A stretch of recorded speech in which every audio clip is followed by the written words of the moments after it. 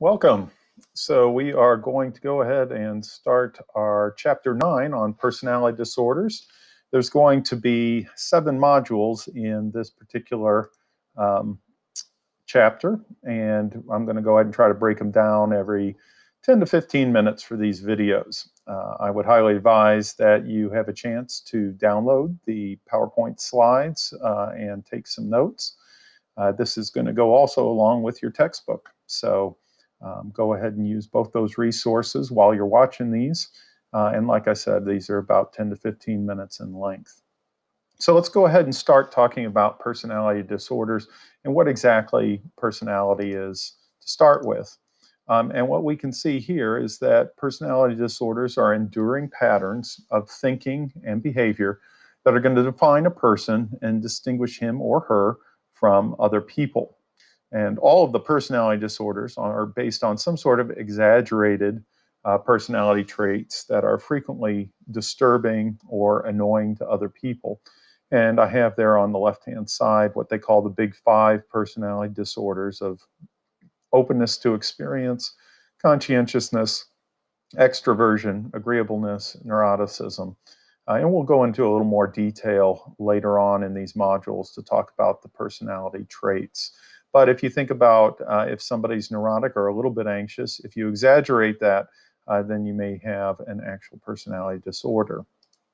So here are a couple of definitions. You can see with Lynch that people with personality disorders exhibit chronic, pervasive problems getting along with people in all kinds of different contexts, and this also includes therapists, which underlies some of the ongoing issues that we're going to see with personality disorders, in that it is difficult to go ahead and be able to treat those for some of the facts of what make them personality disorders. You can see Art Freeman there also said people with personality disorders tend to show little behavioral flexibility. For example, if somebody with a personality disorder attempts to make friends and fails, he or she might decide his well-being depends on avoiding all human contact in the future.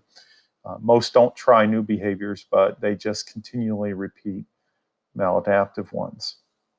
So getting further into personality disorders and providing a bit of an overview is what are some of the defining characteristics of personality disorders.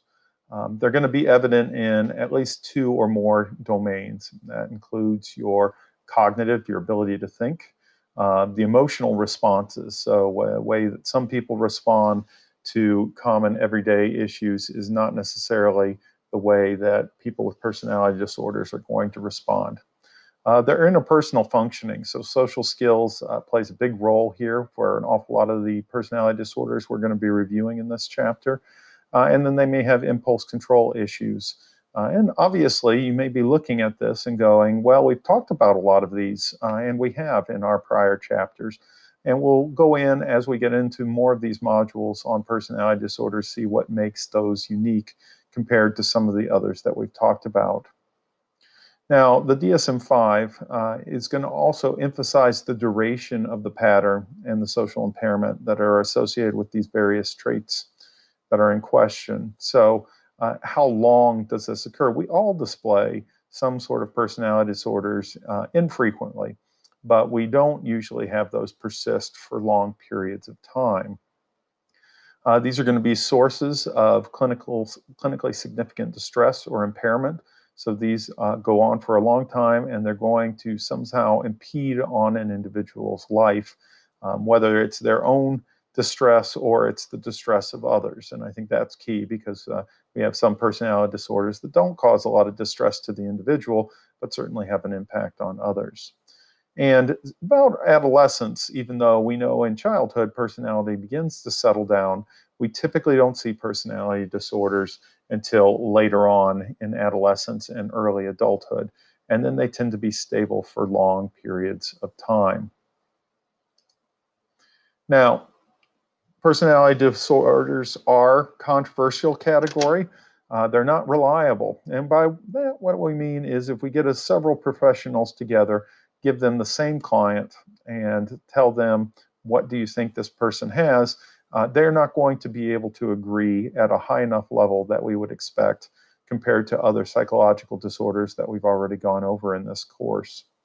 The other thing is that they don't really understand the etiology. In other words, how does it develop and how does it progress over time? And that can be very frustrating because that has implications for how we treat them or even how we diagnose individuals with personality disorders. And even though they're controversial, they're still important. They're associated with a lot of different problems that people experience in the world. You can see there social and occupational impairments, not being able to progress in your job, having difficulty connecting with others. And then as an outgrowth of those social impairments is the disruption in interpersonal relationships. Maybe you have trouble starting them. Maybe you avoid them.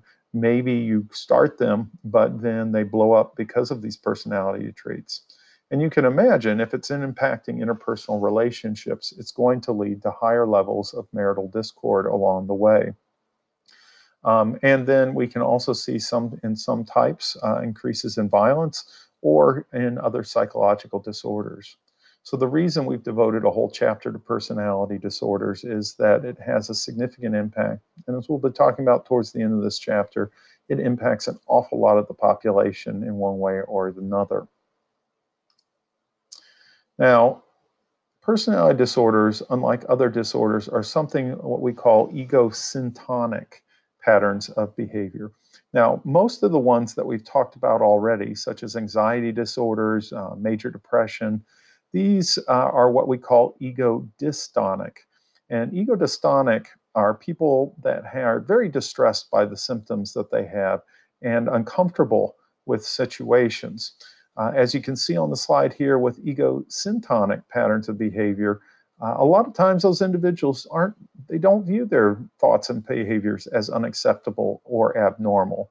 And actually, it may be one of their defining features. A lot of these personality disorders are defined really more in terms of the problems they create for other people than their own subjective distress. So that is one of the keys that I really want you to take away from this module, is that personality disorders are controversial and that they are more egosyntonic. In other words, they don't see really a problem with the way that they behave, but all the people around them creates a whole lot of issues. So this is going to end this module, and we're going to go on to module 2, start talking a little bit more detail about personality disorders.